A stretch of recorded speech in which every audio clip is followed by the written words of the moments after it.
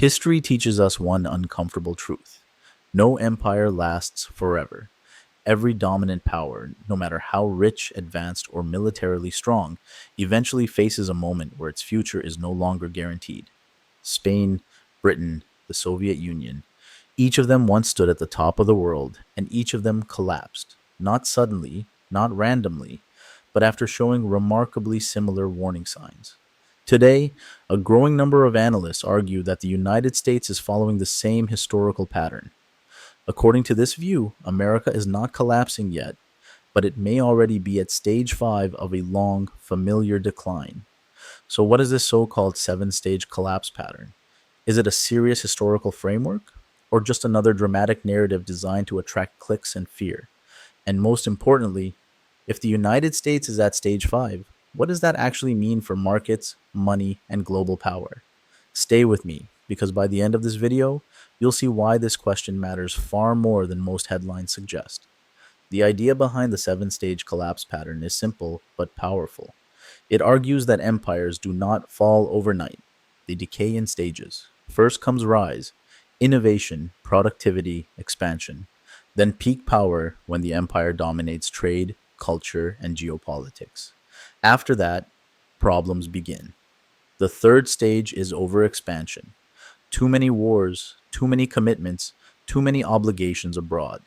The fourth stage is financialization.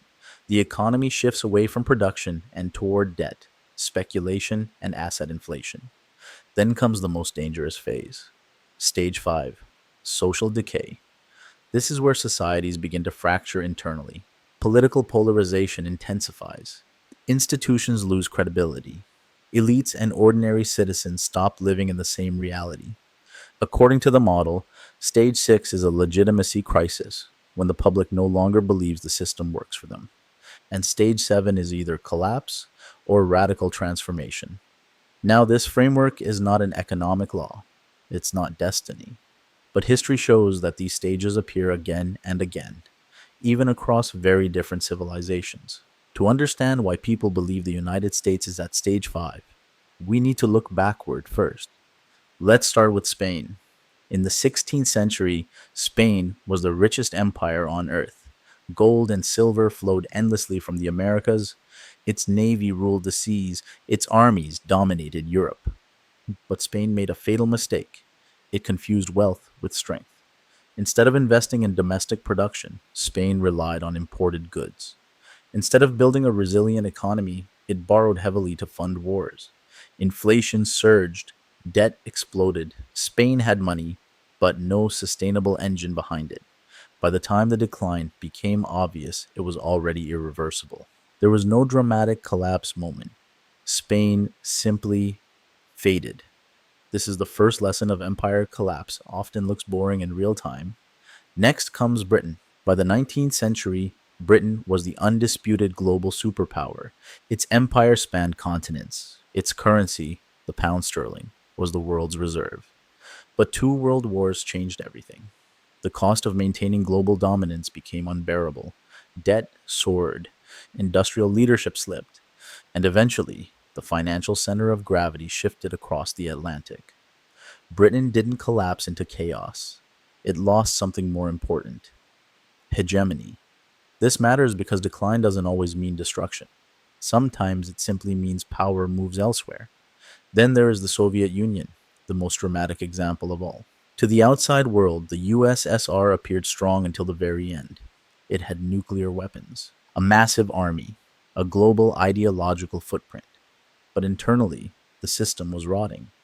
Economic inefficiency, chronic shortages, a population that no longer believed the narrative. When legitimacy vanished, collapse followed with shocking speed. The key lesson here is critical, especially for investors and policymakers. Military power cannot compensate for social and economic dysfunction. Once trust in the system disappears, collapse accelerates. So now we return to the present. Is the United States really at stage 5? Those who argue yes point to several indicators. Political polarization is at historic extremes. Trust in institutions, government, media, finance is eroding. Wealth inequality continues to widen. Public discourse is increasingly driven by identity and conflict rather than shared goals. From a financial perspective, the economy has become heavily debt dependent. Asset prices dominate growth. Productive capacity has been outsourced or financialized. These are classic stage 5 signals in the collapse narrative. But here's where serious analysis must slow down. The United States has faced internal crises before, far worse than today. A civil war, the Great Depression, the social unrest of the 1960s, and each time the system adapted. This is the central weakness of collapse models. They underestimate adaptive capacity. History does not move in straight lines. Empires don't follow scripts. The real question is not whether the United States has problems. It clearly does. The real question is whether those problems trigger reform or breakdown. And this distinction matters deeply for finance. Because stage 5 does not guarantee collapse. It guarantees volatility. It guarantees political risk, policy uncertainty, shifts in capital flows, challenges to reserve currency dominance, but it does not guarantee the end. In fact, many empires that recognize stage 5 early managed to stabilize, temporarily or permanently, through reform. Others didn't. Which path the United States takes remains unresolved. And that uncertainty is exactly why narratives like this are becoming so popular. They reflect a deeper truth. The era of unquestioned dominance is ending. What comes next is still open. So let's end with this. The 7-stage collapse pattern is not a prophecy, it is a warning system. It highlights the risks of debt addiction, social fragmentation, and institutional decay, but it does not decide outcomes. History punishes complacency, not power. And the most dangerous belief of all is not that collapse is inevitable, but that decline is impossible. For investors, policymakers, and citizens alike, the future will be shaped not by which stage we are in, but by how seriously we respond to the signals. Because empires don't collapse when people talk about collapse. They collapse when they stop fixing what's broken. If you found this analysis valuable, make sure to subscribe for deeper macro, financial, and geopolitical breakdowns.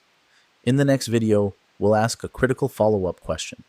Can an empire reverse decline? And what does that mean for global markets? See you there.